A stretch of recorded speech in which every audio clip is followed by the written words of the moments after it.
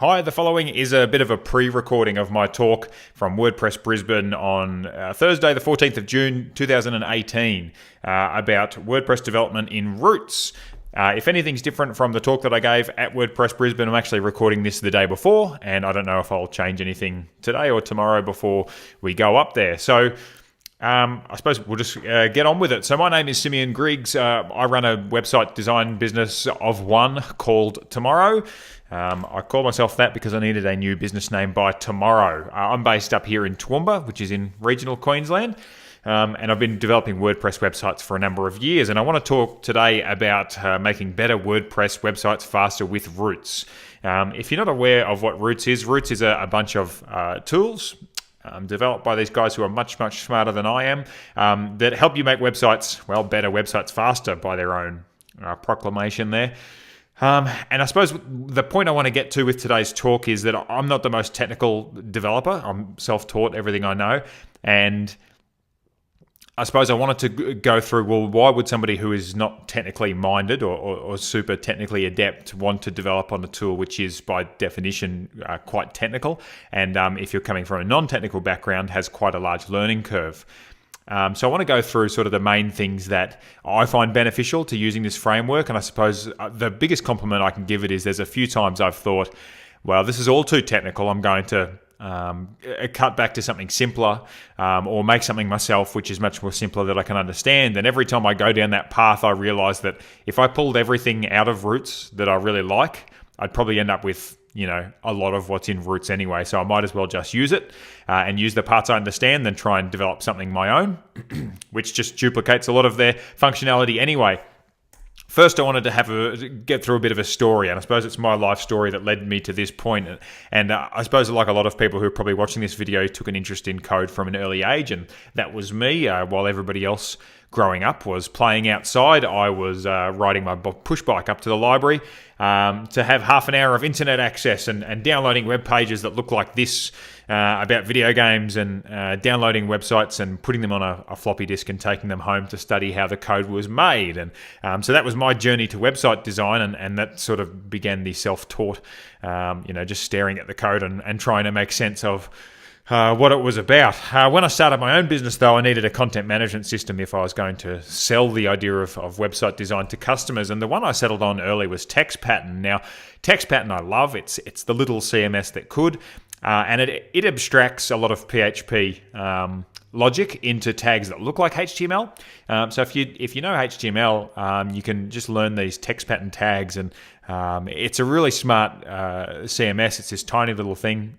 It never really got mass market appeal, unfortunately, and the admin area is a bit of a bust, and that's probably why it didn't get mass market appeal, and that's why I stopped having to use it. Is because as good as it was for me to work on, it just really isn't something that you should ever hand off to a client. The interface just isn't really there, and the options and the developer extensions that you can get with WordPress. And actually, while I was preparing this talk, I actually got asked to make a change to this website. This is the last one I've got that's up and running on TextPattern. Still loads super fast, still works. So I'm glad to see that. But anyway, I moved on and had to get some WordPress experience, because that seemed to be where the market was going. So I've still got a few of my very first WordPress websites. Please don't laugh at them. Are still running, and they still work. And my first designs, I was never in love with the idea of purchasing themes, though, and modifying them for my own use. So I suppose I've always been using a blank slate theme to start with, and actually used a theme called Blank Slate to build these, and these still run, they still work. But it was a few years ago I was in India and working in a co-working space, and where everybody seemed to think WordPress was really uncool and really out of date, and so I had to start looking for alternatives, and started looking at static site generators, and I found this one called Webhook, and I really, really liked this, but like TextPattern, it never got anywhere near mass market appeal. But it's a static site generator, and it's discontinued now, unfortunately. But it was a static site generator that had an app which would launch the development environment on your own computer, but it also had a content management system in the background, so it fit both needs. And to me, it was like the most perfect idea. It was as if ACF advanced custom fields, a static site generator, and WordPress all had a baby. It brought together all the best things, and again, unfortunately, it really didn't catch on. And there's similar things to this out there now, but it seemed to be the first of its type that pulled together a nice content management system and the speed of a static site generator, and also the idea of having advanced custom fields build everything. But anyway, moving on. So I needed to find something that was technically adept and still used WordPress, and so I settled back on Roots.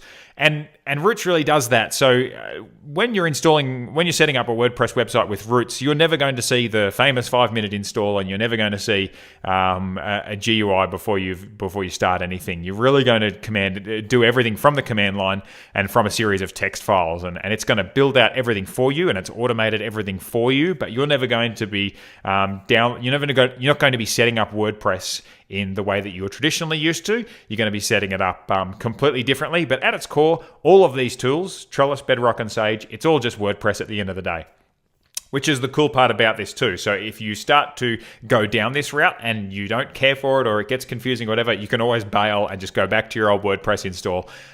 There's really not a big deal in backing out of this or transitioning into it or out of it. It's still just WordPress at its core. It's just a whole bunch of much smarter things built on top of it and around it. So I've been building WordPress websites now with the Roots tools for about 2 years, I think so. And a few examples of those is like a membership site we built recently for a new tourism body up here in Toowoomba. Also online courses with Restrict Content Pro. We built this Money Confidence Academy, and campaign websites for some marketing up in the Northern Territory government. So they're just a few examples. And I suppose, so what I want to get to is why. Why use Roots? And the reason I went through all of those websites and that little story there is because really, the website I built on Text Pattern, and the website I built on Blank Slate starter theme, and the websites I built on Sage, they're all just websites, right? It's all just really the same thing. So why use something that overcomplicates, or no, it doesn't overcomplicate, it adds extra complication to something that you could do much simpler. And I think I've really enjoyed putting this talk together, because I suppose when developers get backed into a corner about this, like, why do you make the decisions you do? Usually you come up with an answer like, well, because.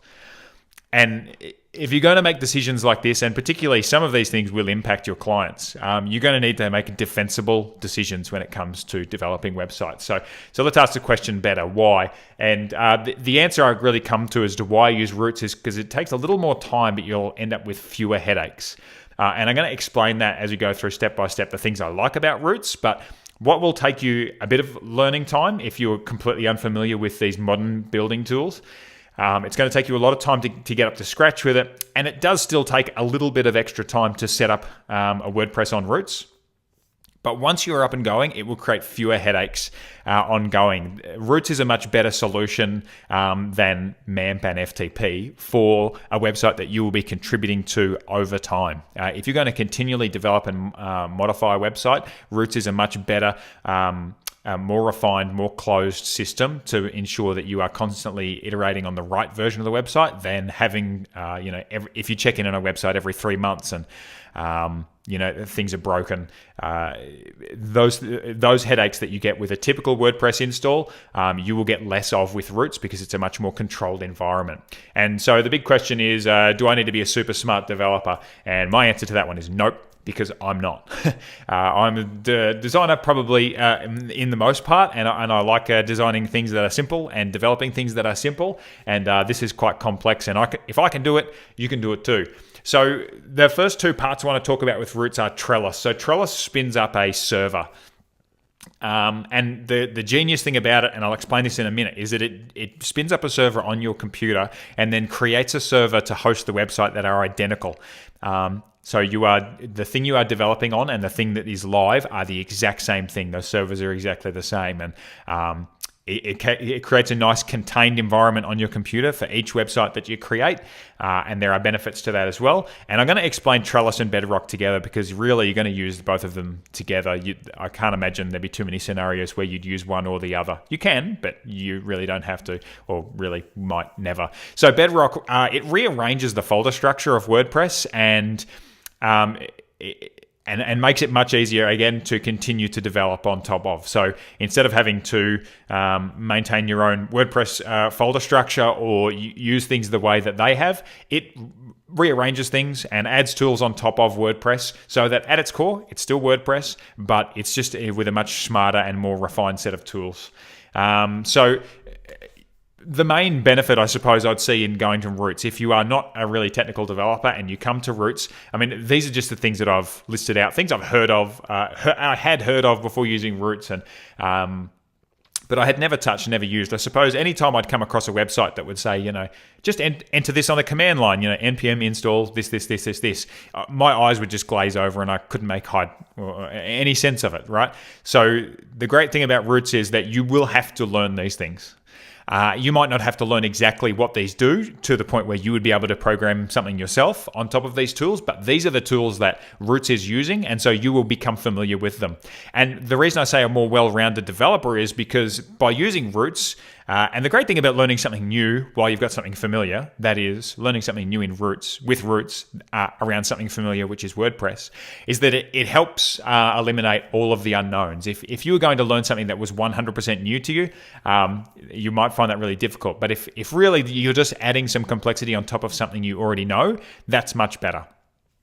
So the great thing about this is once you start to learn all of these sorts of things, it then allows you to adapt these skills to other things. So I've been using more static site generators straight from the command line as a result of being able to understand all these things I've learned from Roots. I was looking at a lot of JavaScript frameworks, like probably everybody is now. I was looking at Ember the other day, and Ember, the model view controller way that it is set up, is very similar to the way Sage 9, the new version of Sage, is set up. And so I was able to read through the documentations and really understand everything it was trying to do because I'd already learnt these sorts of programming concepts from Roots. They're not programming concepts I would have learned if I was just using a standard WordPress install, but I had learned them because I was using this more complicated tool. So it's a great way to study new skills and really push yourself outside of just the WordPress box of like knowing the minimum things you need to. So if you are developing websites locally, it's most likely using MAMP.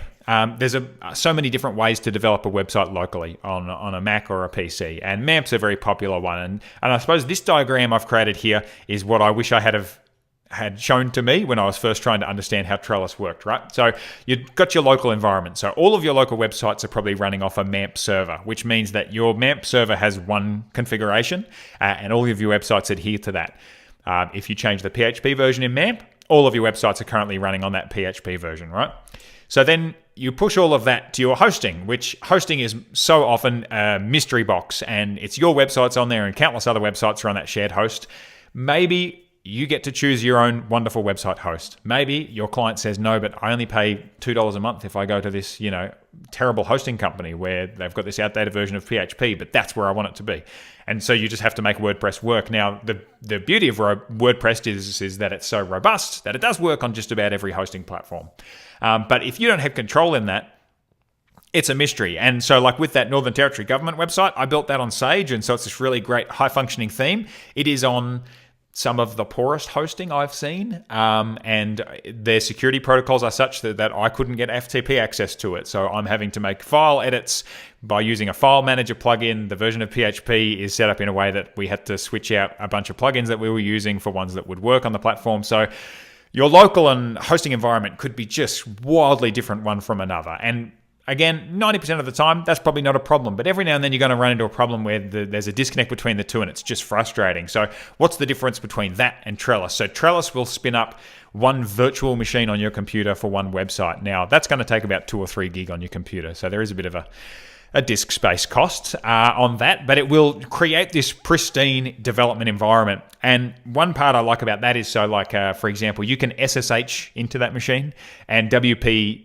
CLI is already set up on that, where WP CLI on your computer, maybe one thing changed on one website, and so now your WP CLI install is wrecked on your computer, and you've got to go back and fix that. So because things can change on your computer all the time, it can affect every other website in MAMP, where if you're developing on a virtual machine, that machine is pristine, it's isolated, and it's gapped away from every other configuration setting on your computer. Now, here's the real great part about Trellis is it actually spins up the exact same server, which would then deploy onto a host, so that you know everything you are testing locally is going to work exactly the same way when it's live in production.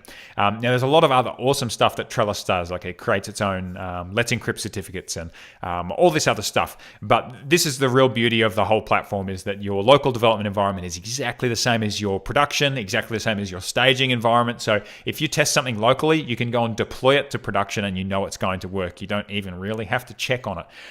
And the other great thing about this is, so typically if you're going from MAMP to some shared hosting, you're going to deploy by FTP. And the more I use Trellis, the more I hate FTP. It's just so unreliable most of the time. It's slow, and a lot of reasons not to like FTP, where there's a deploy process built straight into Trellis where it's just one line on the command line, and you will send all of the newest version of your files up live. And the great thing about these deploy processes too is you don't have to go and then check.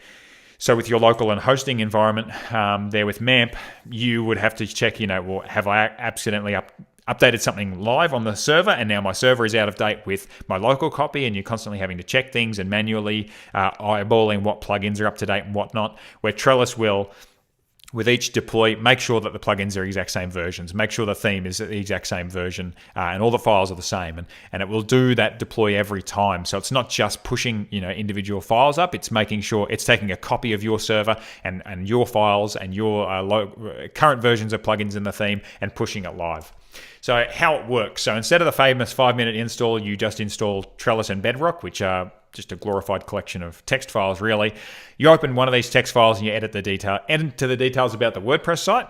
And this is, I'm boiling this down so simple here, but then you run this command vagrant up from the command line. It creates a new virtual machine. It installs WordPress. It updates the host file and everything, so that here's an example. So this is the main file that you edit. There's one or two others that you need to change as well. But here I've said that my main website is going to be visitdarlingdowns.com.au. My local development domain is going to be visitdarlingdowns.test. And you can enter all sorts of details about the WordPress site, but this is it. This is Trellis's version of the famous 5-minute install, because once you've set this up and you run this vagrant up command, it's going to build a virtual machine, it's going to install WordPress, it's going to put into the database these settings, it does all of these incredible things one after another, and creates this environment for you. So it takes about 10 minutes to set up from the command line, but you've got another pristine virtual machine on with WordPress already installed, just ready to go.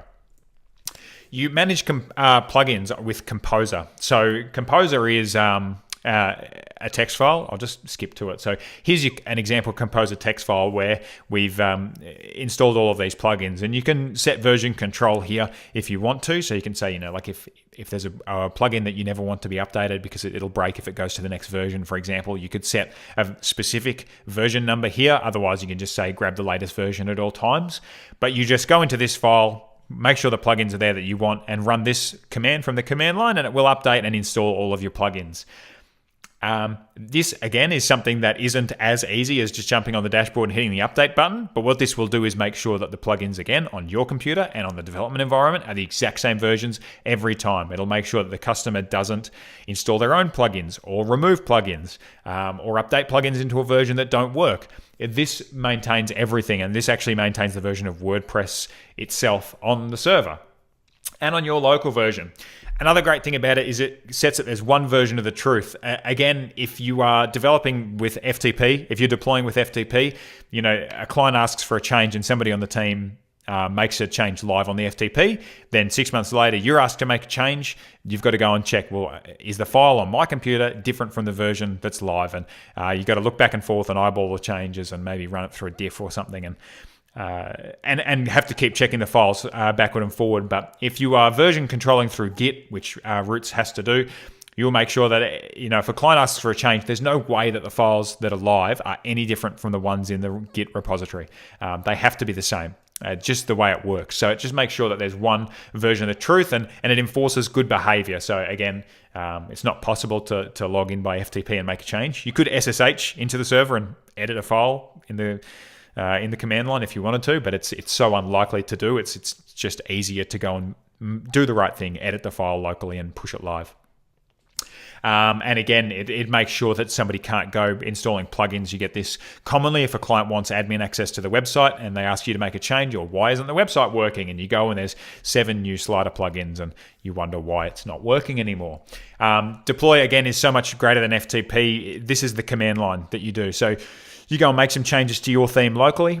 You save those, push them to the Git repository, then you jump in and run one of these lines. You're going to push it to the staging server or push it to production. And this is another great thing about Trellis, is it'll get you familiar with the idea of local staging and production environments, so that if you've got a client who wants to see some changes first, you push that to the staging server, you test them, make sure everyone's happy, then push those same things to production. And it keeps everything very streamlined and very correct. And this is so much more reliable. Reliability is a big thing I like about these deploys. I've done a deploy from an airplane Wi-Fi once, where FTP, you can have a connection drop in and out, or if it's trying to upload, a plugin that's got 150 files and it drops out halfway through. Those things happen a lot with FTP, but with these command line deploys, it's just so much more robust. So, Trellis, Bedrock, the good. I want to go through list by list. So deployment, obviously I've talked about that a lot. Just sending, having a command line send the files to the server is so much better than having to do it manually by yourself, file by file. And having that parity between all 3 environments, it means everything you're testing locally, it's going to work exactly the way you want to. Another great thing about this, I'll throw in too, is that it doesn't actually have one like WP config file. And so what you can do is, because it's got one for each environment, you can say, well, on the local environment, don't enable SendGrid or the cache plugin or one of the optimized plugins, and so you can set it that even if you pull a fresh copy of the database, it will deactivate those plugins based on the environment that you're in. So you can make some small differences between the production environments, and that can be very handy because obviously it's very annoying to develop and wonder why the website's not changing, and then you go back and you realize it actually was changing, but your cache plugin is serving up an old version of the files. Anyway, we've all been there. This makes sure that doesn't happen. Automated free SSL is awesome. It just, you say SSL true and it will create the let's encrypt. There's nothing to think about or do. It just all happens. Nginx caching. There's a lot of Trellis that I don't use and know. So I haven't actually set this up on any of my clients' websites, but because I haven't had any of such a huge scope that they would need it. But again, this is something which is just you change the setting from false to true, and you get all this amazing caching out of the box and proper setup of the server how it should be to handle a lot of traffic. You get inbuilt mail logging, so it sets up something when you're developing locally called MailHog, and which is like a virtual inbox which intercepts every email that the website sends. That's super helpful if you're building like an online store or a membership website where you need to keep track of and develop the emails that the system is sending. That is just built straight into the system where you'll be able to view every email that the website sends, even locally, and it doesn't have to go to an actual inbox. It goes to this virtual one. I've just talked about that. No switching wp-config.php because the system handles that all itself. You get this performance boost from dedicated hosting. I've had a number of websites that were really bogged down on share hosting, and so what I did was I just took these old themes and these old websites, converted them to a Roots install, and then sent them to this cloud hosting, and just the performance boost through the roof. And so again, these are websites that aren't running Roots' own Sage theme, because you can run a website with any theme you want, but just out of the box, the performance boost over a traditional WordPress install on a shared host is massive. And the major one, you can't edit the live site. And this is what I meant about, and I said right at the beginning about less headaches, is this is the big one. There's every time I've got a web, because I've still got a lot of websites running on MAMP and FTP. Every time you get asked to go and make a change to those, you've got to go and check, well, has something been edited live? Are the plugins the exact same version? I've got to move them one by one. Anyway, I've made that point a lot. So what's not so good is a huge learning curve for beginners like me. I know that I've been using this for about 2 years because I went and checked what date I registered for the Roots forum support site, which was about 2 years ago. And I have hammered them with my inane questions in that time, and even been embarrassed even still recently about the things I've been trying to pull off, which are just completely wrong, which is a long story which I won't tell from here. But if you, and the forum's been quite helpful if you are willing to try and if you're willing to try on your end. Nobody's going to do anything for you, but if you're willing to try and show some intent, you will get help on what it takes to get up and going with Roots. Other WordPress developers might look at you weird. I've had this instance where there's been a few websites it happens where I've had to hand off to another developer, and you get told this isn't WordPress, or this is all wrong, or can you just install these plugins so I can migrate it away? And I'll tell them, if you actually look at the files, it is still WordPress at its core. It's just the plugins and themes directory in a different place. But it's not actually a difficult thing to move from a Roots website back to a traditional WordPress install. But you will get looked at weird occasionally from people who think that just because it's different, it's bad. A controlling client might not be happy, and this is a very important part. Developers, we always want to push for the latest thing and at all costs with no explanation. But if you've got a client who thinks that they're going to get admin access to a website, which might be a lot of them, and I've certainly got clients like that, they may need education, and it's important too when you're selling a website to someone to not overload them with technical information. But in this instance, I feel it is important to tell a customer that they will not be able to add their own plugins. They will not be able to make their own updates to the theme itself. Occasionally people want that control, and if they do, then I would recommend not installing Trellis or Bedrock, or you can deactivate the things that allow people to upload their own plugins. But you can sell people on the benefits of, and I've put this in the not so good, but this could be good too, that you can sell somebody on the benefits of, well, look, your website's never going to crash in production like I've seen so many others because somebody hit the update button and now the new version of that plugin doesn't play nicely with the version of PHP on the server. That happens all the time, the blank screen of death, and then you're in there fixing it anyway. This prevents that from ever happening because you've tested it locally and it works. But if you haven't let your client know that in advance before you've gone and built the website, there's every chance that you make them unhappy because they might take I can't install a plugin as I can't install the website at all, and suddenly they think that the whole thing is locked off from them. So you just need to educate people correctly before you start. Become your own server admin. This is a fun part. I never thought I'd know so much about Nginx hosting. There have been occasions where I've had to SSH in and look at a config file or something. Most of this stuff is done out of the box, but there's every now and then I've had to go in and have a look at things. And I don't know, if you want to be a designer and developer and stay in that box, you probably don't want to push into something this difficult. But yeah, there will be instances where you will have to get right into the nitty gritty of stuff that you never thought you'd have to sort of search up Stack Overflow for. The disk space is a real concern, especially if you're developing on a laptop. These virtual machines are about 2 or 3 gig each. The good thing is that you can just delete the virtual machine at any time, and you should be able to then go back to your command line, go back into that folder and just run Vagrant up and spin up a whole new virtual machine again. And that's the idea of this Trellis Bedrock stuff really, is that really you end up with a Git repo full of just text files, which you should be able to send to somebody else, and they run Vagrant up, and then they've got that exact same machine with those exact same plugins and that exact same theme. The only things that don't come with Trellis and Bedrock are the database and the media files, but that's what you use a plugin for. And that's the next point I've got. If you use WP Migrate DB Pro or something similar, by design, Trellis isn't designed to pull in like the latest version of the database. People do extend Trellis with hooks. I've seen people who on deployment, they pull the local version of the database and send it live as well. And so you can build those sorts of things in, but by design, the repo doesn't hold the database or the uploads folder.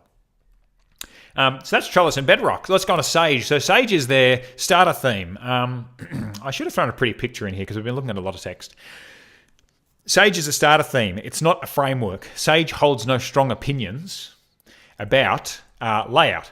So if you're using something like Genesis, it has a prescribed layout and sections of content that it thinks should have, that any website should have, and you need to filter in parts or filter out parts, and those things are fine. Like, there's nothing really wrong with that because they do prescribe what just about every website ever has.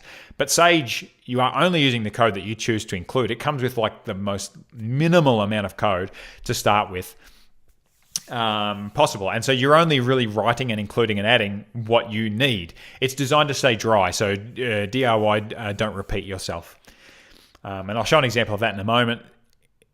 You are not supposed to write the same function or the same code more than once, right? And this becomes more evident the bigger the website that you make. If you're out putting little cards on the website somewhere, you want to be able to just repeat that code wherever you are. You don't want to have to just, you want to be able to call the same piece of code rather as many times as possible, not, copying and pasting that same code in everywhere. And there's a lot of Sage which is built to make sure that your code is always dry. And it's designed to be customized, not updated. So again, it's not a framework. You're never going to run an update on your Sage theme. Once you've got it, it's a blank slate with a whole heap of tools. And that you will build upon. So you create a new Sage theme from the command line. So just like Roots and Trellis, you're not going to go and download a zip file and put it somewhere. You're going to run Composer, create project, Roots Sage, and then example Sage. And it's going to do all the rest, all that magic for you. It's going to install all the bits and pieces it needs. It uses Browser Sync for development, NPM and Webpack. And as you're going through that command line interface, it's going to ask you for these options, which you just put in those options. It actually, you can choose which framework you want, which is kind of neat because, again, it doesn't prescribe a layout that you should have or code that you should have. It says, bring your own framework. And there's a lot of websites I've built on a framework called Pure, so I'm not even using the ones that they are recommending. So you as you're developing your website, you actually lint it live. And I suppose this is, again, the sort of thing that I've looked at Sage a bunch of times and thought, well, this is too complicated. I'm going to go and make my own blank theme, and I'm going to include just the bits I want. And then when you start adding it up, it's bit by bit by bit by bit by bit.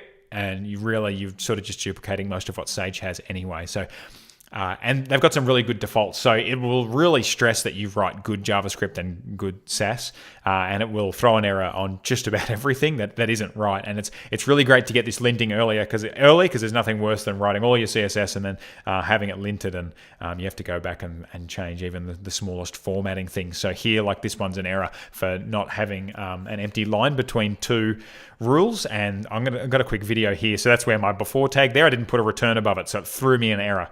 And I'm going to hit play on this video.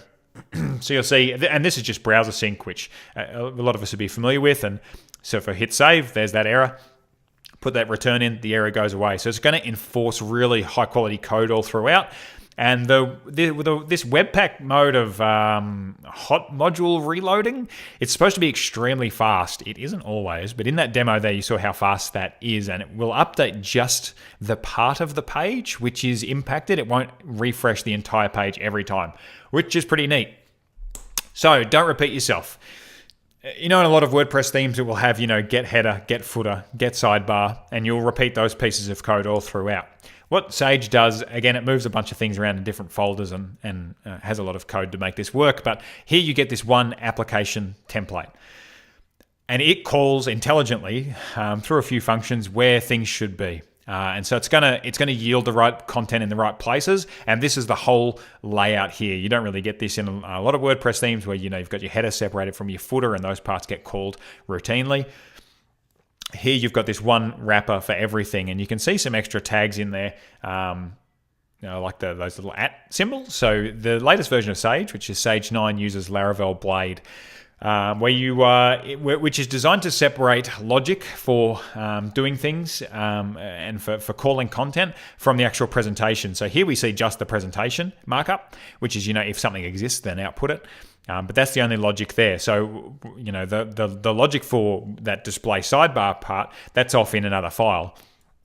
So these Blade files are only outputting just the content that another file has gone and retrieved. So here's an example. So here's my single PHP for that website. So I'm calling, I want the post thumbnail, but if this page doesn't have a post thumbnail, I want it to get the parent page's post thumbnail. All right. So here's some logic that if I had it in my single PHP file, it's a bunch of lines of content which I really don't want, and it's something that could actually be of use on my page template and other templates throughout the website as well. So here's this logic. It's separated away into this single .php file, and then in my Blade file, it's outputting just this. And so that's a really simple example, but it just, again, it's another thing that creates a little bit of extra work, but it makes things easier to look at after the fact. So your files are broken up into very small parts, and this isn't the only thing that I have in my single Blade thing, but instead of having both this and this in the one file, you just have this off in your functions and not your functions, in your PHP file where it's actually doing all of the logic, and then here in the presentation, this is the Blade file. So how useful you find this or not is really up to you. And the good thing about Sage is you actually don't have to use any of this if you don't want to. If you just want to still write your old PHP, that's fine, and that works. And I've done that on a few websites where I just sort of can't be bothered with all the separation of concerns. But again, this is the sort of model view controller-ish style of thing, which I said, is it's in a lot of frameworks, so it's something that's interesting to learn and apply it to WordPress. So here's just another example. Here's a much longer string of logic where I'm going to call just the posts which are the child of this post or the child of the existing post. And again, then I can output that code here on the actual page. So, if children were found in that logic, then show those children posts. And if a parent page was found in that logic, then display it.